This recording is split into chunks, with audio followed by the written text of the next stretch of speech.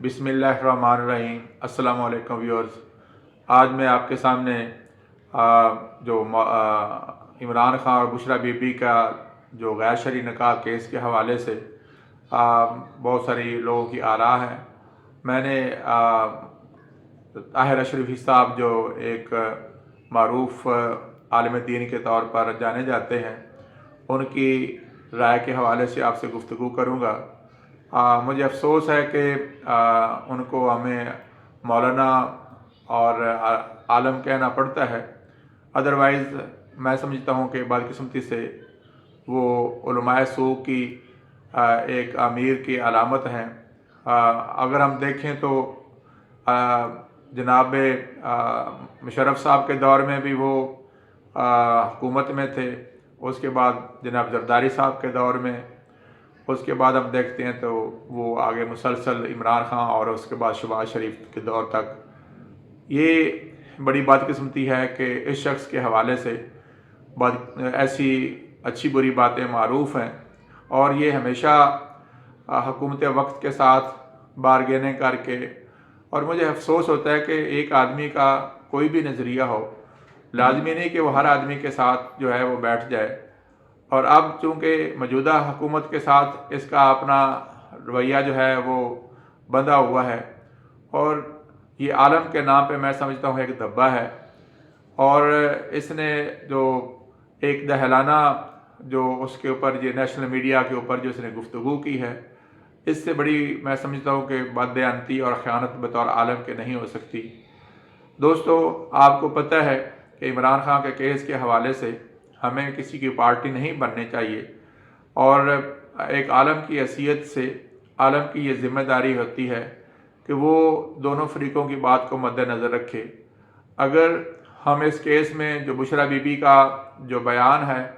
उसमें पता चलता है कि खावर मानिका जो उसके खामद थे, उसने उसको अप्रैल के महीने में ही डाइवोर्स कर दिया था, लेकिन उसने अपनी जो बाकायदा रिटर्न तलाक है वो नवंबर में जारी की। और इस हवाले से जब औरत से ज़्यादा कसम ली जा सकती थी, उससे गवाही तलब की जा सकती थी, और अगर औरत इस बात की शहादत दे दे कि भाई उस खावंद जो है उसने उसको डाइवोर्स कर दिया है, और उसके बाद अगली जो सूरत हाल है कि रिटर्न सबूत के तौर पर भी अगर वो 14 नवंबर के बाद हमारे पास ताहिर अशरफी साहब अगर अपने अकाबरीन के तरीक़ाकार को देखते, जनाब तारिक जमील साहब का बयानात इस हवाले से आ चुके हैं,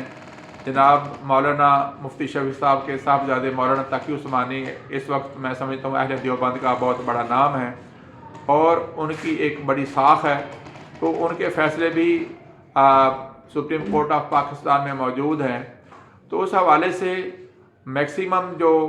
इसके ऊपर ताज़ीर हो सकती थी वो यही थी कि निकाह जो है वो दोबारा कहने का हुक्म दिया जाता, जबकि हमें मुख्तलिफ जो बयानात हैं मिलते हैं उनके हवाले से अगर इमरान खान साहब जो है उनकी अपनी ज़ौजा के कहने पे उन्होंने इद्दत का जो तकमील है उसको तस्लीम करते हुए निकाह कर लिया, और उसके बाद जब उनको महसूस हुआ कि कानूनी एतबार से चूँकि कानून जो है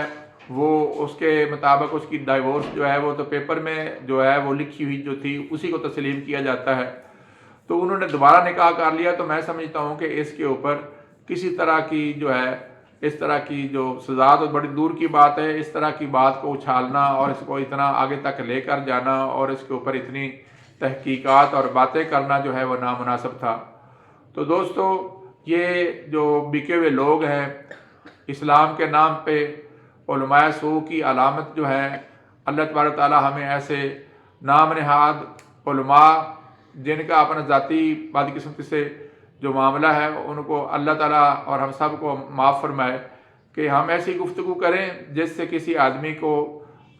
इस्लाम में तो यहाँ तक है कि जब किसी के ऊपर हद लग रही हो तो अगर उसमें शुबा पैदा हो जाए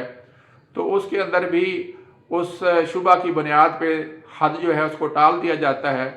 तो ये तो एक बिल्कुल हमारा सोशल और एक समाजी मसला था, और उसमें किसी तरह का फ्रॉड और उसको जैसे वो तोहिमात कह रहे थे कि इमरान साहब जो हैं उन्होंने तोहिमात की और तोहिम परस्ती का, मैं हैरान होता हूँ कि ऐसे लोग जो हैं, इसने इमरान खान के साथ पूरे 4 साल जो है اس کی جو ہے پوری کی پوری جو ہے اس نے اس کا دفاع کرتا رہا ہے، اب یہ کس منہ سے اس طرح کی باتیں کر رہا ہے؟ تو اللہ تبارک تعالیٰ ہمیں معاف فرمائے۔ اور بشریٰ بی بی کے نکاح کے حوالے سے میں سمجھتا ہوں کہ ایک اگر شرعی طور پر بھی دیکھا جائے تو اگر عورت کی گواہی آ جاتی ہے کہ اس کی ڈائیورس جو ہے، اور اکثر ہمارے معاشرے میں یہ دیکھا بھی گیا ہے کہ خاوند جو ہے اپنی بیوی کو طلاق دے کر مکر جاتے ہیں، اور اگر بیوی اگر یہ کہتی ہے کہ بھئی اس کا خاوند جو ہے اس کو ڈائیورس دے چکا ہے اور اس نے عدت پوری کر لی ہے، اور اس کے حوالے سے میکسیمم عدالت جو ہے وہ اس کی تشفی مزید کر سکتی تھی۔ اور سب سے بڑی بات یہ ہے کہ اگر عورت یہ کہتی ہے کہ اس کی ڈائیورس پہلے ہو چکی تھی اور اس کے خاوند نے اس کے بعد اس کو جو ہے وہ ڈائیورس لکھ کر دی،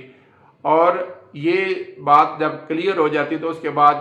اس طرح کی کسی سزا کا، کسی طرح کی بات کا میں سمجھتا ہوں کہ شرع نے کوئی جواز نہیں تھا، اور یہ ایک بہت بڑی زیادتی کی ہے، اور میں سمجھتا ہوں اس کا معاشرتی سطح پہ بھی بہت نقصان ہونے کا احتمال ہے کہ آئے دن جو لوگ اپنی بیویوں کو طلاق دے چکے ہوں گے وہ اپنی بیویوں کے اوپر باد اخلاقی اور دیگر الزامات لگا کے ان کے آگے جو نئی جگہوں پہ شادی ہو چکی ہیں وہاں پہ ان کو ذلیل کرنے کی کوشش کریں گے، اور یہ ایک بہت ہی بری رسم جو ہے وہ ڈالی گئی ہے۔ اللہ تبارک تعالیٰ سے دعا ہے کہ ہمارے حکمران جو اپنے ذاتی گلجز نکالنے کے لیے پہلے قانون کا غلط استعمال کرتے تھے، اب انہوں نے شریعت کا بھی استعمال کرنے کی کوشش کر لی ہے، اور یہ میں سمجھتا ہوں کہ پاکستانی معاشرے کی ایک گراوٹ کی انتہا ہے جس سے اللہ تعالیٰ ہمیں بچائے، اور بالخصوص ایسے علماء سے جو اپنے آپ کو دین کے جو ہے علمبردار بنائے ہوئے بیٹھے ہیں، اور ان کے اپنے ذاتی کردار اور ان کے اپنے ذاتی نظریات اس قدر گراوٹ کا شکار ہیں کہ خود غرضی اور ذاتی مفاد کے علاوہ ان کے پاس کچھ بھی نہیں ہے۔ تو اللہ تبارک تعالیٰ ایسے علماء سے، نام نہاد لوگوں سے، ایسے جاہل لوگوں سے بھی ہمیں محفوظ رکھے۔ اللہ تبارک تعالیٰ سے دعا ہے کہ یہ جو ایک بری رسم پڑی ہے اس کو اچھے طریقے سے اگر دبا دیا جائے، اور پاکستان کی جو سپیریئر کورٹس ہیں، ہائی کورٹس